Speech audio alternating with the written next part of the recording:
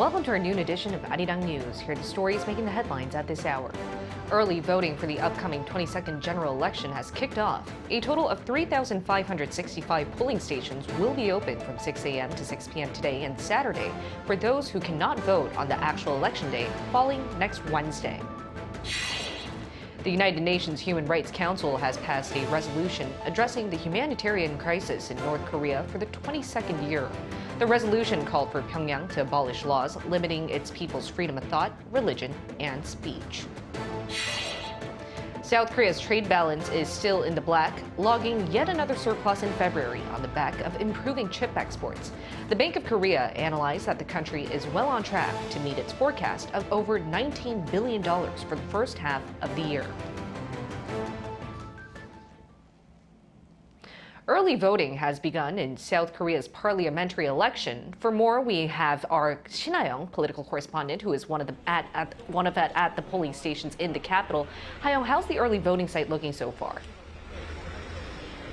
Good afternoon, Yoon. I'm currently at a polling station in Daegok-dong in southern Seoul's Seochogu district. And early voting started at 6 a.m. today nationwide. And I've been here since early in the morning, and there's been a steady stream of people heading into the polling station to cast their ballot to select a new 300-member National Assembly. And those seats are split between 264 seats for elected lawmakers and 46 seats for the proportional representation bloc. And as of 11 a.m., the voter turnout stood at 5.1% across the country. And this marks an increase of 1.4 percentage points compared to the same time during the previous general election in 2020, showing a strong turnout. Now let's take a listen to what voters had to say.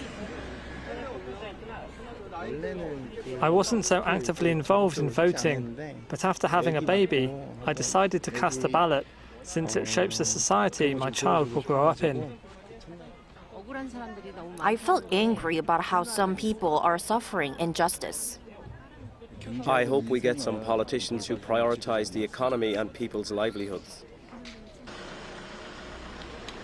Early voting will take place for 2 days starting Friday from 6 a.m. to 6 p.m. each day at 3,565 polling stations nationwide. And voters can cast their ballots at any polling station in the country, but should make sure to bring a form of identification such as a passport, driver's license, or an ID card to vote. And residents voting in their local areas just need to fill out their ballot and place it directly in the ballot box. However, for those voting outside their residential area, it's necessary to place their ballot in a return envelope first before putting it in the ballot box.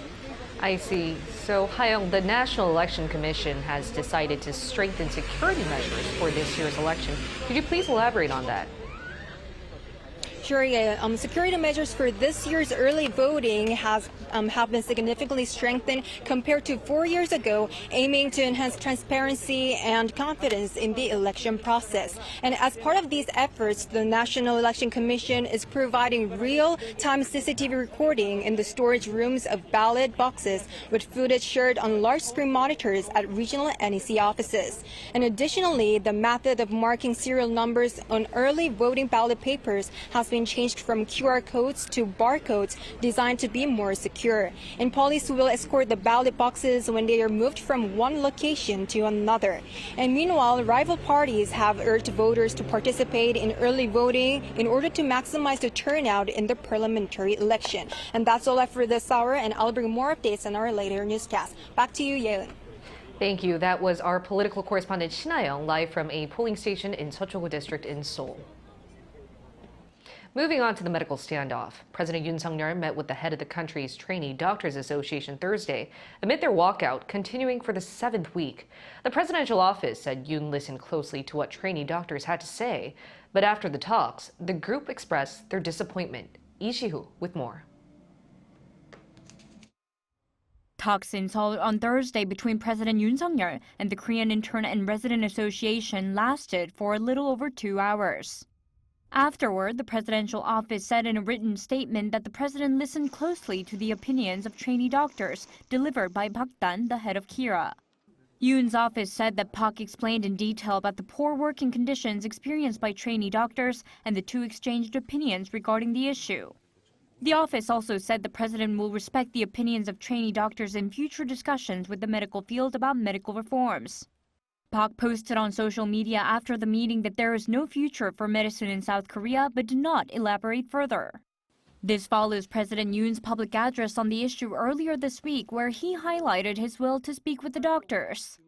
South Korea is nearly 50 days into a collective walkout by doctors in training, protesting the government's plans for medical reform and an increase in the country's total medical school enrollment quota by 2,000 a year, beginning with 2025 admissions.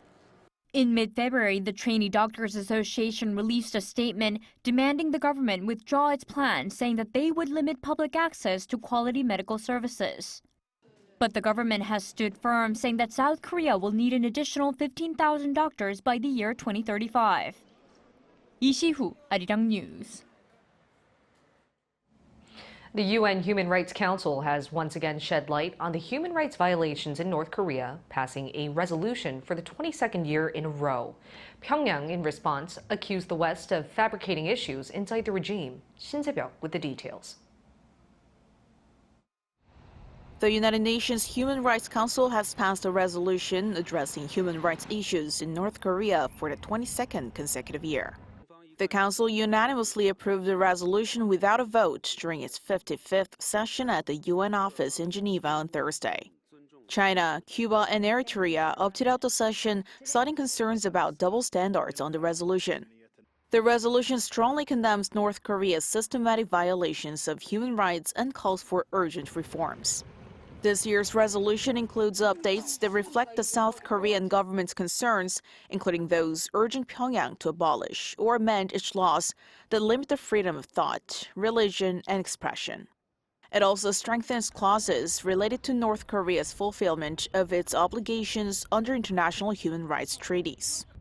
Another significant addition to this year's resolution is the request for the UN High Commissioner for Human Rights to prepare a comprehensive report on the human rights situation in North Korea. This request comes a decade after the publication of the 2014 UN Commission of Inquiry report on North Korean human rights. The resolution also calls for North Korea to join key human rights treaties, such as the Convention Against Torture, and to honor its commitments to the international human rights conventions it is already a part of. Following the adoption, North Korea expressed strong objection, accusing the West of fabricating human rights issues in the regime. The adoption of resolutions is repeated by the EU as an annual event, as the instigation of the United States. The so-called human rights issue forced by the West does not and cannot exist in the people-centered socialist system. Meanwhile, South Korea's foreign ministry expressed its approval on Thursday, welcoming the decision and reaffirming its commitment to addressing North Korean human rights issues on an international level. Shin Se-byuk, Arirang News. South Korea's ambassador to the UN said malicious cyber activities by North Korea are a textbook example of challenges to global security. Ambassador Hwang Jung-guk made the remarks at an informal meeting on cybersecurity on Thursday, co-hosted by UN representatives of South Korea, the US, and Japan. He also said Pyongyang may try to evade UN sanctions through illicit cyber activities, adding that more than 50 member states have been directly affected by North Korea-backed hacker groups. According to a recently released UN expert panel report, about 50% of North Korea's foreign currency income comes from illegal cyber activities.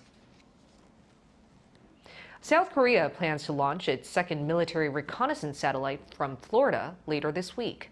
South Korea's military announced Friday that the satellite will be launched from Kennedy Space Center in Florida at 7:17 p.m. on April 7th local time. This comes about 4 months after the country launched its first reconnaissance satellite from a U.S. military base in California last December. As was the case for the first launch, it will be carried by a SpaceX Falcon 9 rocket. By 2025, South Korea plans to place a total of 5 satellites into orbit to boost surveillance of the Korean peninsula amid North Korea's growing nuclear and missile threats. U.S. President Joe Biden warned Israeli Prime Minister Benjamin Netanyahu to protect civilians in Gaza or face consequences. The remarks come as an Israeli strike killed 7 aid workers from the World Central Kitchen in Gaza earlier this week. Lee Seung-jae reports. During a 30-minute phone call between U.S. President Joe Biden and Israeli Prime Minister Benjamin Netanyahu, Biden called on Israel to protect civilians in Gaza, or there will be a change in the U.S.'s current supportive policy toward Israel. Biden also called on Israel to announce and implement a series of specific, concrete, and measurable steps to address civilian harm, humanitarian suffering, and the safety of aid workers. White House National Security Advisor John Kirby on Thursday confirmed Biden's remarks and reiterated the president's stance. And the president laid out his significant concerns about the direction and where things are going. And quite frankly, laid out, as is clear in the readout, that we are willing to reconsider our own policy approaches here, dependent upon what the Israelis do or don't do. The strong remarks from Biden come amid U.S. frustration over Israel's offensives in Gaza, which have killed a large number of Palestinian civilians. However, Biden's strongest warning yet followed an Israeli airstrike that killed 7 aid workers from the World Central Kitchen in Gaza on Monday. During his phone call, Biden also emphasized that an immediate ceasefire is essential to stabilize and improve the humanitarian situation in Gaza while protecting civilians. Lee Seung-jae, Arirang News.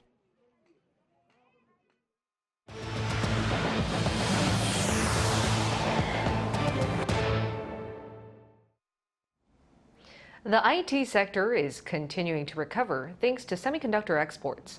The Bank of Korea released data on February's current account, which has been in the black for the 10th month in a row. Moon Hae-ryun has the details. South Korea's trade balance logged a surplus once again on the back of the improving performance of chip exports. Preliminary data released by the Bank of Korea on Friday showed that the country's current account balance came to $6.86 billion in February. This is the 10th month in a row for the account to be in the black, following a surplus of just over $3 billion in January, and the BOK explained that it is well on track to meet its forecast of over $19 billion for the first half of the year. The goods account tracking imports and exports experienced a surplus for 11 months straight as semiconductor exports jumped by 63% compared to the same month last year. While auto exports fell, the rise in memory chip prices and a recovery in the IT sector leading to increased demand led to a sharp rise in semiconductor exports for the 5th month in a row.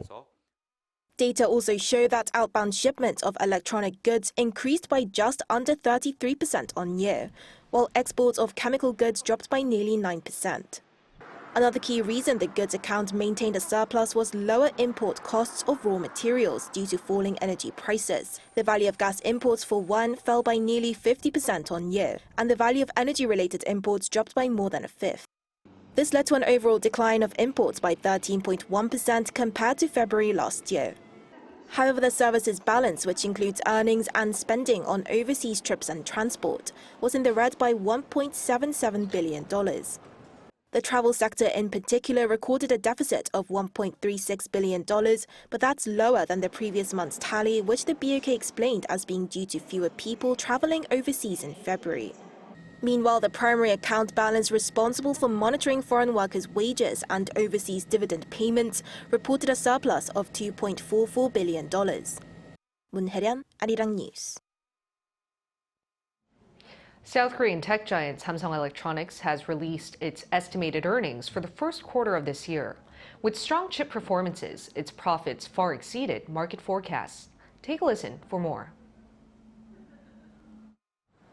Samsung Electronics has recorded an earnings surprise on the back of a rebound in memory chips. The tech giant on Friday announced an estimated operating profit for the first quarter of 2024 of 6.6 trillion won, or $4.89 billion. The figure is an increase of 931% compared to the same quarter last year, and even exceeds the total operating profit for 2023. Sales also saw on-year growth of 11.4%, hitting the 70 trillion won benchmark for the first time since the fourth quarter of 2022. The announced earnings exceeded forecasts from securities firms earlier this year by more than 20%. This is largely due to a jump in chip exports, which last month were at their highest since June 2022, led by an increase in the price and demand for memory chips. Though Samsung has yet to disclose the specific earnings of each division, the market consensus is that the operating profit for the device solution division in charge of semiconductors will be back in the black. Expectations of Samsung Electronics announcing strong earnings pulled up the company's stocks on Thursday to their highest in 52 weeks. Their earnings report released on Friday is an estimate based on the International Financial Reporting Standards Foundation, and the final figures will be further announced once net profits are closed.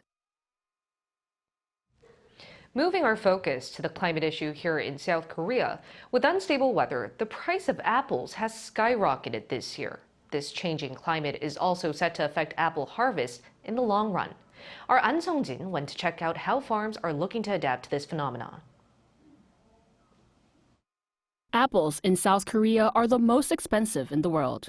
According to Numbeo, an online database which measures consumer prices, apples in South Korea are about $6.82 a kilo, which is much higher than the price of apples in the US or Japan. With the sudden change in the temperature, apple flowers died out before blossoming, leading to a drop in the amount of apples harvested last year and a surge in apple prices.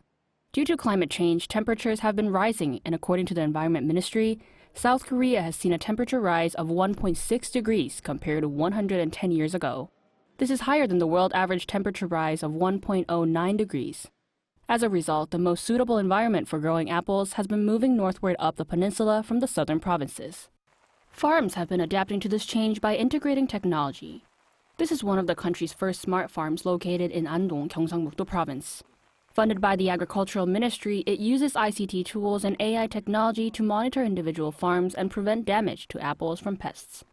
Using my phone app, I can easily control the farm's environment. With the AI camera, I get to monitor the growth of apples, detect pests, and prevent frost. These farms also have their own smart irrigation and fertilization system, which controls the amount of water used. The control center gathers weather data such as humidity and land temperature and tracks the plants and analyzes them for any issues over time.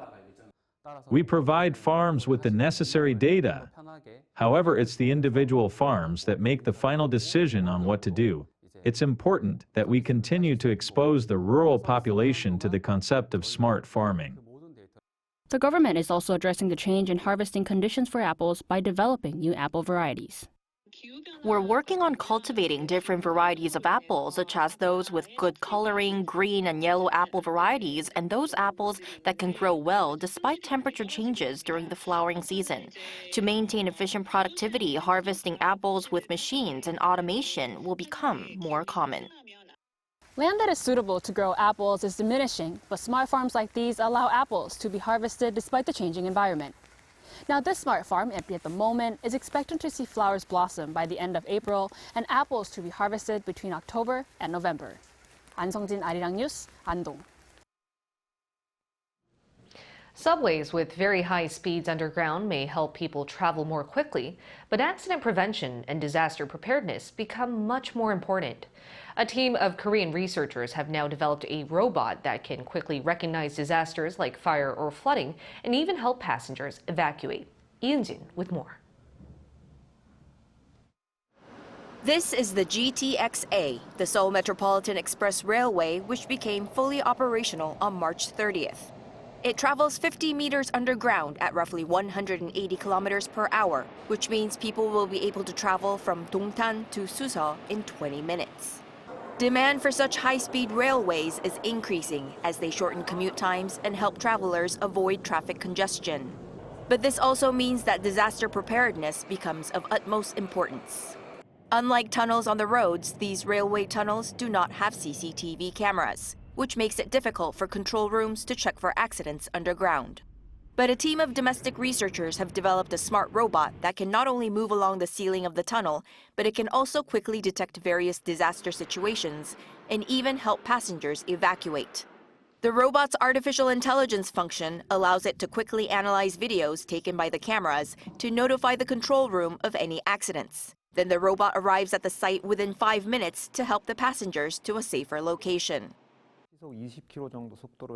If the robots travel at 20 kilometers per hour and are installed 3 kilometers apart, they can arrive at any site within 5 minutes.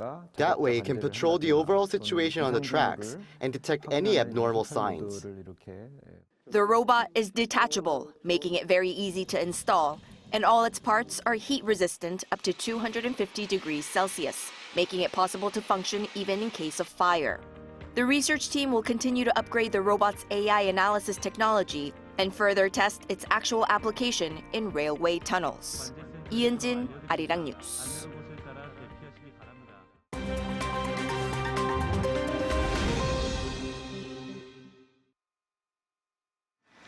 Let's take a look at the latest news in the world now. Russian drones hit 2 apartment buildings and a power plant in Ukraine's second largest city, Kharkiv, early on Thursday, killing at least 4 and injuring 12 people. Ukraine said that Russia launched at least 20 Shahed drones overnight on Thursday, 11 of which were shot down by the Ukrainian military. Kharkiv Mayor Ihor Terekov said 3 of the dead were emergency vehicle drivers who died in a repeat strike on a residential block after they arrived for a rescue mission. Terekov added that the 4th victim, a 69-year-old woman, was killed by a missile strike inside a building. Drones also hit a thermal power plant in Kharkiv. The country's energy ministry said that 350,000 residents had their power cut. Ukraine's second largest city lies approximately 30 kilometers from the Russian border and has been heavily bombed since the outbreak of war more than 2 years ago. British multi-billionaire Joe Lewis has been fined $5 million for insider trading. He was also given 3 years probation at a hearing in New York on Thursday. Prosecutors said that the former Tottenham Hotspur owner tipped off his friends, girlfriend, and 2 of his private pilots with inside information on 4 publicly traded companies. 87-year-old Joe Lewis pleaded guilty earlier in January to 1 count of conspiracy and 2 counts of securities fraud. At the sentencing, Lewis said, "I'm ashamed and I'm here today because I made a terrible mistake." One of the 500 richest people in the world, Lewis built his estimated $6.2 billion fortune from trading and investments and is the founder of the investment firm Tavistock Group. Off the coast of the Canary Islands, the Spanish Coast Guard have rescued 73 migrants from a wooden boat at sea. The boat was towed by the Coast Guard on Thursday to the island of Gran Canaria. Spanish Coast Guard personnel were seen attending to injured migrants and a child. Frontex, the EU border agency, said that the route to the Canary Islands currently has the largest traffic of irregular migration from West Africa into Europe. According to the Spanish Interior Ministry, from the beginning of the year until March 31st, some 13,115 migrants have made the dangerous journey, compared to 2,178 in the same period the previous year. Boxing legend Muhammad Ali's boxing trunks from his Thriller in Manila fight against Joe Frazier is set to go under the hammer at an estimated value of $4 to $6 million. According to Sotheby's, Ali's trunks from the October 1975 fight in the Philippines will be up for auction until April 12th. The white satin boxing trunks featuring a black trim at the waistband and black piping down the sides are signed by Ali in black Sharpie and inscribed by Drew Bundini Brown, who used to be Ali's cornerman. Muhammad Ali, who was known for his record-setting boxing career and showmanship, died in 2016 at age 74. Kim Seong, Arirang News.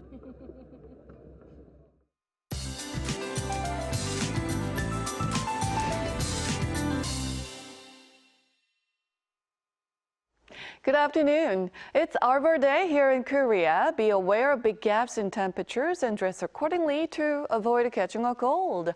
And especially the longer spell of spring cold and wet weather this season we had, also the reason for late spring blossoms, almost made it feel like we jumped right into jacket-free afternoons. Those in southern provinces should notice a rise in highs today, while it's the other way around for the capital region. Meanwhile, cloudy skies should become much brighter as the day goes on. Seoul sees a high of 17, Daegu topping out at 19 degrees Celsius. And there seemed to be less traffic already in the capital area yesterday as the spring blossom season is in full swing in much of the country. Guessing many people are taking extra days off to enjoy nature's beauty.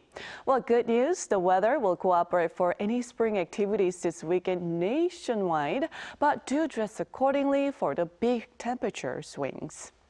That's Korea for you, and here's a look at the international weather conditions.